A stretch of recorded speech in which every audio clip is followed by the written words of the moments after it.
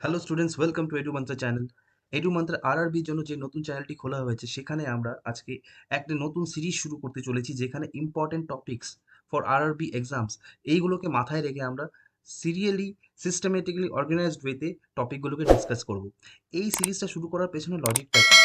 দেখো, লজিকটা হলো এই যে তোমরা যারা আরআরবির জন্য বা ওয়ান ডে এক্সামের জন্য প্রিপারেশন নাও, তারা কি করো, তোমরা জাস্ট ওয়ান লাইনের পড়ে পড়ে চলে যাও। তোমরা চেষ্টা করো না এগুলোকে কনসোলিডেট করতে, এক জায়গায় রাখতে, অর্গানাইজড ফর্মে এগুলোকে রাখতে। একটা টপিকের জন্য তুমি এক বইয়ে পড়লে ওয়ান লাইনার, আবার সেম টপিকের জন্য অন্য কোনো কোয়েশ্চেন সলভ করতে গিয়ে বা অন্য কোনো বইয়ের ওয়ান লাইনার পড়তে গিয়ে সেম টপিক রিলেটেড একটা ইনফরমেশন পেলে, এবার সেইগুলোকে তো এক জায়গায় করতে হবে। এইগুলোকে যদি এক জায়গায় না করি, পরীক্ষার আগে আমাদের যেটা প্রবলেম হবে সেটা হলো রিভিশন দিতে প্রবলেম হবে। আর যেহেতু কম্পিটিশন ইজ কাট থ্রোট, আমাদেরকে কিন্তু এক একটা মার্কস খুব ইম্পর্টেন্ট আমাদের জন্য। তো আমাদেরকে এক একটা মার্কসকে আমাদের এনশিওর করতে হবে যে আমরা এক একটা মার্কস যদি মিস না করি। আর তাই সেইটার জন্যই তোমাদেরকে হেল্প করার জন্য আমরা এই নতুন ইনিশিয়েটিভটাও নিয়ে এসেছি। আচ্ছা, শুরু করার আগে বলে দিই, আমাদের অনলাইন আর অফলাইন কোর্সে অলরেডি শুরু হয়ে গেছে, যেখানে রেজিস্ট্রেশন চলছে। তো তোমরা যদি চাও যে তোমাদের আমাদের সাথে তোমার প্রিপারেশনটাকে এগিয়ে নিয়ে যাবে, তোমরা আমাদের সাথে কন্ট্যাক্ট করতে পারো। নিচে নাম্বার দেওয়া আছে, ডিটেলস দেওয়া আছে, তোমরা দেখে নিও। চলো কথা না বাড়িয়ে শুরু করা যাক আজকের সেশন। আজকের যে প্রথম সেশনটি সেটি হলো, বা প্রথম টপিকটি আমরা এই সেশনে যেটা নেব সেটা হলো on election commission of India. সামনে ইলেকশন আছে, লোকসভা ইলেকশন আছে, আর ওয়েস্ট বেঙ্গলে পঞ্চায়েত ইলেকশন আছে। তো তাহলে বুঝতেই পারছো যে ইলেকশন থেকে প্রশ্ন আসা কিন্তু বানতা হয়। তো ইলেকশন কমিশন থেকে আমার কি কি মাথায় রাখতে হবে? দেখো, প্রথম সেট অফ কোশ্চেন যেগুলো আসবে ইলেকশন কমিশন অফ ইন্ডিয়া থেকে সেটা হলো যে first chief election commission of India কে ছিলেন। First chief election commission of India ছিলেন সুকুমার রে। আর the present chief election commission of ইন্ডিয়াকে, it is Rajiv Kumar, is Rajiv Kumar. এইটাও মাথায় রাখবে। কত নম্বর? উনি 25 নম্বর চিফ ইলেকশন কমিশনার। ওনার আগের নাম কি? ওনার আগে যে ছিলেন ওনার নাম কি? ওনার আগে যে ছিল ওনার নাম হলো সুশীল চন্দ্রা। আচ্ছা, আরেকটা সেট অফ কোশ্চেন আছে সেটা হলো women related. The first women chief election commissioner কে ছিলেন? VS রামা দেবী। ক্লিয়ার? তো এইরকম ইনফরমেশনগুলোকে মাথায় রাখতে হবে। আচ্ছা, নেক্সট নেক্সট হলো যে এই ইলেকশন কমিশন অফ ইন্ডিয়ার কম্পোজিশনটা কি ছিল, কতজন মেম্বার্স ছিল।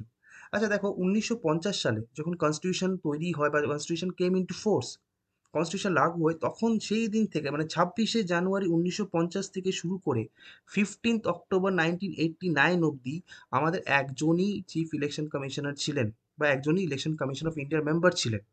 But 61st constitution amendment act দ্বারা, that is in the year 1988, voting এজটা কমিয়ে 21 থেকে 18 নিয়ে আসা হলো। যেই ভোটিং এজ কমিয়ে দেওয়া হলো, তখন কি হলো? নাম্বার অফ ভোটার্স বেড়ে গেল। আর নাম্বার অফ ভোটার্স যখন ইনক্রিজ হয়ে যাবে, তখন কাজও বাড়বে। আর কাজকে সামাল দেওয়ার জন্য তখন কি করা হলো?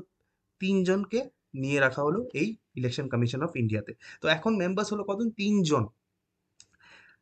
1989-এ পরে আবার 1 বছর পর 1990-তে আবার কিন্তু নাম্বারটা কমিয়ে একে নিয়ে আসা হলো। বাট আল্টিমেটলি ইন দ্য ইয়ার, তোমাদের যেটা মাথায় রাখতে হবে, 1993 থেকে শুরু করে আজ অবধি কতজন মেম্বার আছে? 3জন ইলেকশন কমিশনের মেম্বার আছে। তার মধ্যে একজনকে বলা হয় চিফ ইলেকশন কমিশনার, আর বাকি দুজনকে বলা হয় ইলেকশন কমিশনার্স।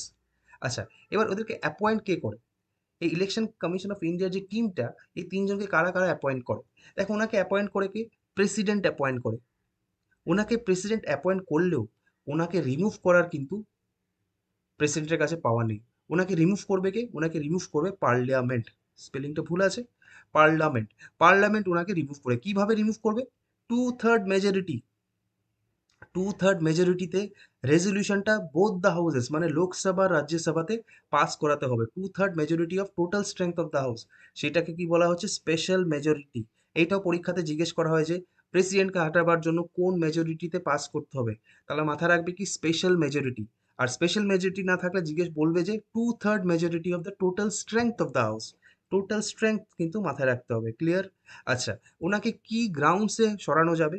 ওনাকে সরানোর জন্য তোমার আইদার মিসবিহেভিয়ার বা ইনক্যাপাসিটি, এই দুটো গ্রাউন্ডেই মাত্র ওনাকে সরানো যাবে।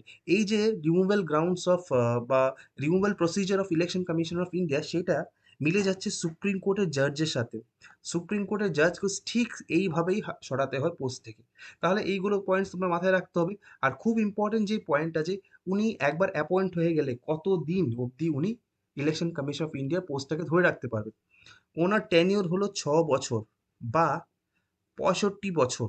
ওনার এজ যদি এখন 62 বছর হয়, আর ঠিক 3 বছর পর ওনার বয়স হয়ে গেলো 65 বছর, তাহলে ওনাকে কিন্তু রিটায়ার করে দিতে হবে, কারণ 65 বছর আগে আসছে। লেখাই আছে দেখো, হুইচ এভার অ্যাপেন্স ফার্স্ট। তাহলে এখানে 6 বছরের ক্রাইটেরিয়াটা ধরা হবে না। তখন দেখা হবে যে আচ্ছা 65 ইয়ার্স আগে এসছে, তাহলে 65 ইয়ার্সে ওনাকে রিটায়ার করিয়ে দিতে হবে। ঠিক আছে, তাহলে 6 years or 65 years, which ever is earlier. আচ্ছা, এবার আরেকটা সেট অফ কোশ্চেন্স হয় যেখানে আমরা দেখবো যে ইম্পর্টেন্ট আর্টিকেলসগুলোর থেকে। এখানে দুটো ইম্পর্টেন্ট আর্টিকেলস এখানে লেখাই আছে, আর একটা ইম্পর্টেন্ট আর্টিকেলস আমি বলে দিচ্ছি, সেটা হলো ইলেকশন কমিশন অফ ইন্ডিয়া কত নম্বর আর্টিকেলে বলা আছে, আর্টিকেল 324। আর্টিকেল 324 কনস্টিটিউশনের আর্টিকেল 324-এ ইলেকশন কমিশন অফ ইন্ডিয়ার কথা বলা আছে। তো তোমাদেরকে কিন্তু মনে রাখতেই হবে। এবার চলে আসো আর্টিকেল 326। আর্টিকেল 326-এ কি বলা আছে? আর্টিকেল 326-এ বলা আছে যে লোকসভা আর বিধানসভার যে ভোট হবে সেই ভোটটাতে অ্যাডাল্ট সাফারেজের উপরে বেস করে ভোটটা হবে। অ্যাডাল্ট সাফারেজ মানে 18 বছর উপরে যারা আছে তারা ভোট দিতে পারবে, সেটাকে বলা হচ্ছে ইউনিভার্সাল অ্যাডাল্ট সাফারেজ। ক্লিয়ার? এটা বলা আছে আর্টিকেল 326-এ। এখান থেকে আরেকটা ইম্পর্টেন্ট আর্টিকেল যেটা মনে রাখতেই হবে সেটা হলো আর্টিকেল 329। আর্টিকেল 329-এ কি বলা আছে যে কোর্ট কোর্ট ইলেকটোরাল ম্যাটার্সে নাক গলাতে পারবে না। No interference of courts in electoral matters. তাহলে তোমাদের ইলেকশন কমিশন অফ ইন্ডিয়া থেকে এই কয়েকটা পয়েন্ট তোমাদের মাথায় রাখতেই হবে, এর বাইরে প্রশ্ন আর আসবে না তোমাদের। নেক্সট নেক্সট টপিক হলো এনসিইআরটি। এনসিইআরটি নিয়ে তোমরা তো পড়েছো ক্লাস 6 থেকে ক্লাস 10। সায়েন্সটা ঠিক পাওয়া পড়ে নাও তোমরা ভালো করে, কারণ এনসিইআরটি যদি বই না পড়ো সায়েন্সের আনসার করা কিন্তু মুশকিল আছে, ওয়ান লাইনে পড়ে কিন্তু হবে না, তোমাদের কিন্তু কনসেপ্ট বুঝতে হবে। আমি তোমাদের জন্য নিয়ে আসবো এনসিইআরটি রিলেটেড যে টপিকসগুলো আছে সায়েন্সের জন্য, আমি ইনফ্যাক্ট চেষ্টা করবো যেন লাইন বাই লাইন তোমাদের পড়িয়ে দেওয়ার। তাহলে এটা অন্যদিন কোনো কথা হবে, আজকে চলো ফেরত আসি আমাদের টপিকে। এনসিইআরটি ফুল ফর্ম কি? এনসিইআরটি ফুল ফর্ম হলো national council of educational research and training. এই ফুল ফর্মটা ইম্পর্টেন্ট, মাথায় রাখতেই হবে, পরীক্ষাতে কিন্তু আসে। আচ্ছা, কত সালে সেট আপ হয়েছিল? সেট আপ হয়েছিল 1961 সালে। আর প্রেজেন্ট ডিরেক্টর হলো professor Dinesh Prasad Saklani. Very important for your current affairs. আচ্ছা, এই এডুকেশন রিলেটেড একটা আর্টিকেল আছে যেটা হলো আর্টিকেল 21A। এই আর্টিকেলটা ইম্পর্টেন্ট কেন? কারণ একটা অ্যাক্ট আছে, সেটা হলো right two education act. Right two education act, RTE act. ঠিক আছে, তো এই রাইট টু এডুকেশন অ্যাক্টটা কি? সেটা হলো 86 নম্বর কনস্টিটিউশনাল অ্যামেন্ডমেন্ট অ্যাক্ট দ্বারা 2002 সালে, ইয়ারটা ইম্পর্টেন্ট, অ্যামেন্ডমেন্টের নাম্বারটা ইম্পর্টেন্ট, 86 সিএএ আর 2002 সাল। এই 86 সিএএ এর দ্বারা 6 থেকে 14 বছরের মধ্যে যারা বাচ্চারা আছে তাদের জন্য ফ্রি অ্যান্ড কম্পালসারি এডুকেশন করে দেওয়া হলো। 86 অ্যামেন্ডমেন্ট 2002, 6 থেকে 14 years compulsory and free education. কত নম্বর আর্টিকেলে আছে? আর্টিকেল 21A-তে আছে। আর্টিকেল 21কে অ্যামেন্ড করেছিল 86 সিএএ, আর এখানে একটা নতুন আর্টিকেল অ্যাড করা হলো আর্টিকেল 21A। চলো নেক্সট নেক্সট হলো Indian penal code. Indian penal code হলো official criminal code of India, IPC. Official criminal code of India কি? Indian penal code. তো ইন্ডিয়ান প্যানেল কোড এটা আজকে নয়, এটা বহু পুরনো। ইনফ্যাক্ট এটা 1834 থেকে এটা নিয়ে কাজ হচ্ছে। আমাদের যে first law commission of India, তার যে চেয়ারম্যান ছিল তার নাম ছিল টিবি ম্যাকলে। এটা মাথায় রেখো যে ফার্স্ট ল কমিশন অফ ইন্ডিয়ার চেয়ারম্যান কে ছিলেন? চেয়ারম্যান ছিলেন টিবি ম্যাকলে। এই টিবি ম্যাকলে 1834 সাল থেকে, এই ল কমিশনটা 1834 সালে ফর্ম হয়েছিল। 1834 সাল থেকে টিবি ম্যাকলে এই আইপিসি কোড নিয়ে ঘাটাঘাটি করছেন। উনি অনেকগুলো ড্রাফট করলেন, তারপর দেখলেন যে কিছু চেঞ্জ করতে হবে, অনেক কিছু অ্যামেন্ডমেন্ট হয়। আলটিমেটলি ইন দ্য ইয়ার 1860, 1860 সালে এটা পাস হয়।